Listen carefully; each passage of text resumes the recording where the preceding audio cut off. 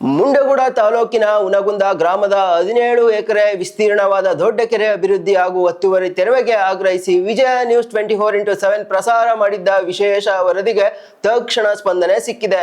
ಮುಖ್ಯಮಂತ್ರಿಗಳ ವಿಶೇಷ ಕರ್ತವ್ಯಾಧಿಕಾರಿಗಳ ಸೂಚನೆ ಮೇರೆಗೆ ಇಂದು ಸಣ್ಣ ನೀರಾವರಿ ಇಲಾಖೆಯ ಅಧಿಕಾರಿಗಳು ಸ್ಥಳಕ್ಕೆ ಭೇಟಿ ನೀಡಿ ಪರಿಶೀಲನೆ ನಡೆಸಿದ್ದಾರೆ.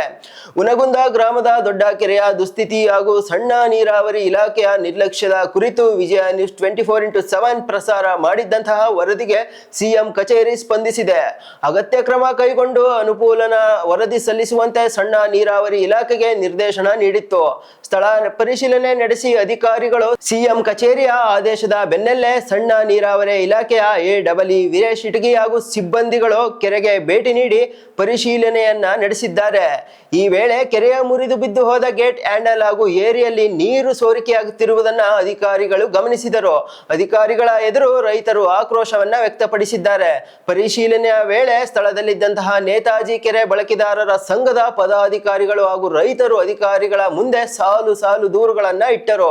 ಕಳೆದ 5 ವರ್ಷಗಳಿಂದ ನಿರಂತರ ಮನವಿ ಸಲ್ಲಿಸಿದರೂ ಕೆರೆ ಅಭಿವೃದ್ಧಿ ಆಗಿಲ್ಲ. ಪಕ್ಕದ ಗ್ರಾಮಗಳ ಕೆರೆಗಳು ಅಭಿವೃದ್ಧಿ ಆಗಿದ್ದರೂ ಉನಗುಂದ ಕೆರೆಯನ್ನ ಸಂಪೂರ್ಣವಾಗಿ ನಿರ್ಲಕ್ಷ್ಯರಾಗಿದೆ. ಕ್ಯಾಂಪ್ ನಂಬರ್ 6, 8 ಮತ್ತು 9ರ ಕಾಲುವೆಗಳನ್ನ ಹಾಗೂ ಕೆರೆಯ ಜಾಗವನ್ನ ಕೆಲವರು ವೈಯಕ್ತಿಕ ಹಿತಾಸಕ್ತಿಗೆ ಒತ್ತುವರಿ ಮಾಡಿಕೊಂಡು ಬೆಳೆ ಬೆಳೆಯುತ್ತಿದ್ದು ಕೂಡಲೇ ತೆರವುಗೊಳಿಸಬೇಕು ಎಂದು ಆಗ್ರಹಿಸಿದರು. ಕೆರೆಯ ಅಭಿವೃದ್ಧಿ ಹಾಗೂ ರೈತರ ಬೇಡಿಕೆಗಳ ಕುರಿತು ವಿಸ್ತೃತ ಮಾಹಿತಿ ಪಡೆದುಕೊಂಡಿದ್ದೇನೆ. ಅಗತ್ಯ ಕೆಲಸಗಳನ್ನ ಪಟ್ಟಿ ಸಿದ್ಧಪಡಿಸಿ ಅಂದಾಜು ಪ್ರಕ್ರಿಯೆಯೊಂದಿಗೆ ಸರ್ಕಾರಕ್ಕೆ ಪ್ರಸ್ತಾವನೆ ಸಲ್ಲಿಸಲಾಗುವುದು.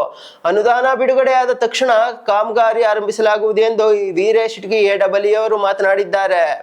ಇನ್ನು ಮಾತನಾಡಿದಂತಹ ಸಂದರ್ಭದಲ್ಲಿ ಸ್ಥಳದಲ್ಲಿ ಗ್ರಾಮಸ್ಥರಾದಂತಹ ಮೌಲಾಲಿ ಬುಡ್ಡಣ್ಣನವರ್, ಹನುಮಂತ ಗೌಡ ಪಾಟೇಲ್, ಫಕೀರಪ್ಪ ಮಹದೇವಪ್ಪ ಬಿಸನಹಳ್ಳಿ ಹಾಗೂ ಸಂಗಪ್ಪ ಶಿವಪ್ಪ ಆಲದಕಟ್ಟಿ ಹಾಗೂ ಇಲಾಖೆಯ ಸಿಬ್ಬಂದಿಗಳು ಉಪಸ್ಥಿತರಿದ್ದರು. ವಿಜಯ ನ್ಯೂಸ್ ವರದಿಯಿಂದ ಎಚ್ಚೆತ್ತಿರುವ ಇಲಾಖೆ ಶೀಘ್ರದಲ್ಲೇ ಕೆರೆ ಅಭಿವೃದ್ಧಿ ಹಾಗೂ ಒತ್ತುವರಿ ಕಾರ್ಯ ತೆರವುಗೊಳಿಸುತ್ತದೆ ಎಂಬುದನ್ನು ಕಾದು ನೋಡಬೇಕಿದೆ.